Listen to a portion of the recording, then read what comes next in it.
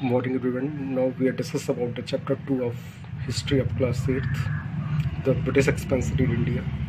Now we start the new topics, the doctrine of lapse, which was started by the Lal Dalhousie.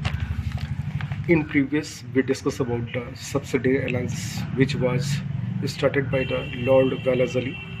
According to the doctrine of lapse, when the ruler of a kingdom under the British protection died without the natural heir, his territory would not automatically pass to their adopted heir, but would lapse, that is, become part of the British territory. Doctrine of lapse का मतलब क्या हुआ?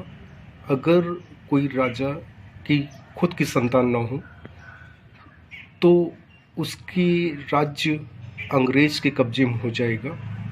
यह उन राज्यों पर depend करता था जो कि सब्सिडी अलायंस में अंग्रेज़ों के साथ संधि किए हुए थे।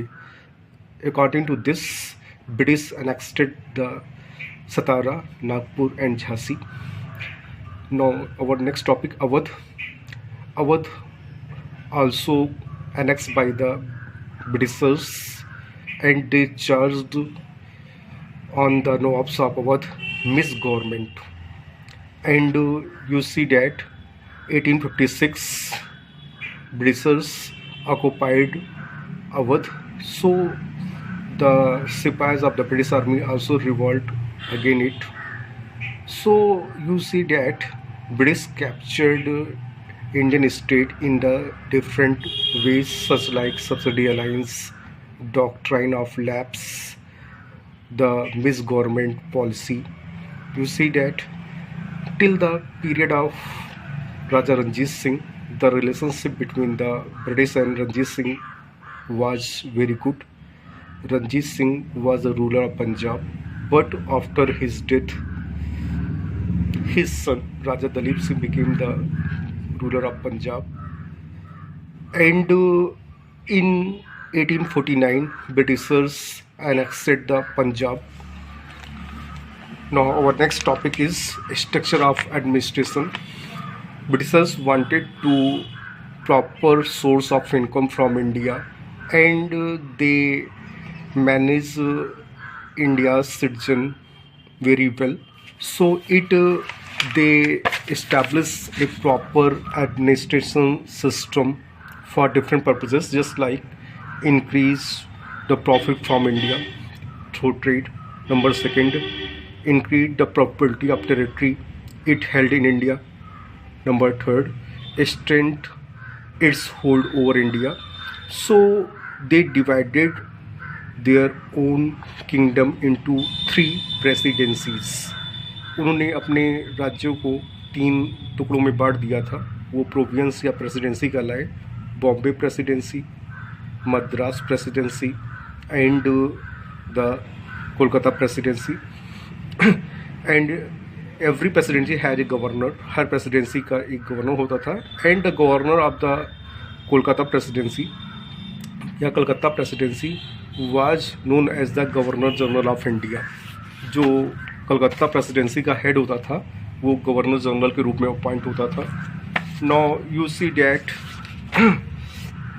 For this administration system established, Britishers started the different services in India. First they established the civil services. Lord Cornwallis established the civil services in India, and to fulfill the officers for the Indian states. In the beginning, these exams were conducted in the England, but later the civil services exam held in India, and British established a Fort William College at Calcutta. And till 1853 the officers were nominated by the East India Company, but after 1853 the examination will be may be conducted on that period. So you see that Britishers divided their territory into different provinces and provinces divided into the districts.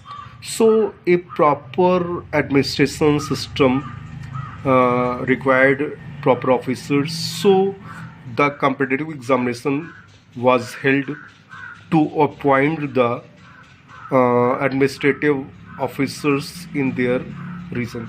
Now army. Second point, army was very important to conquer more territories. Second, protect the British territory from the rivals. Number third, protect the trading interests of the British. Number four, suppress the internal revolt. So army was very important.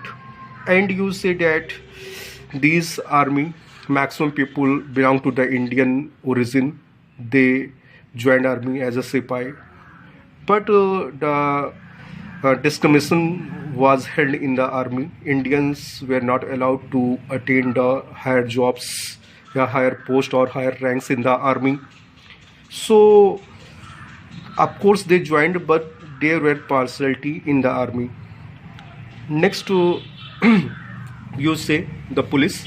Police is important for civil protection and your civil administration. You see that, and district was divided into the different thanas, and each thanas have every darogas, and village is controlled by the chowkidar.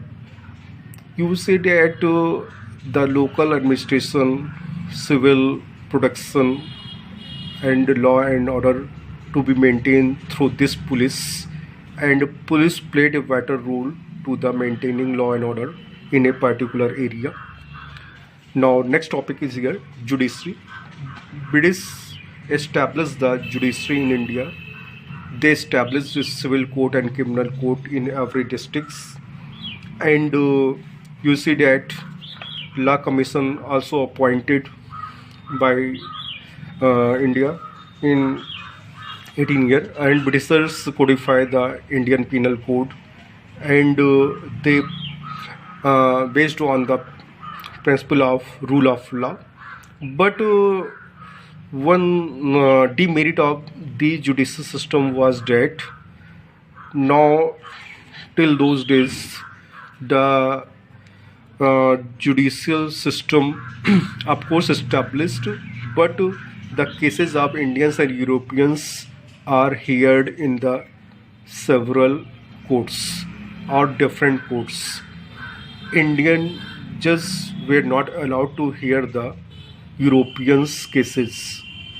So you say that of course Lord Cornwallis gave a proper shape in judicial setup.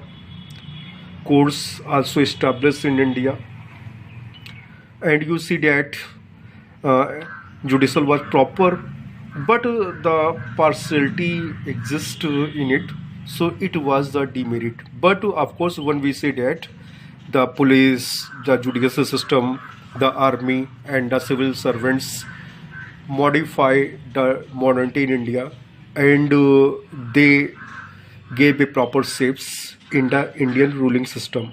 Okay, that's all.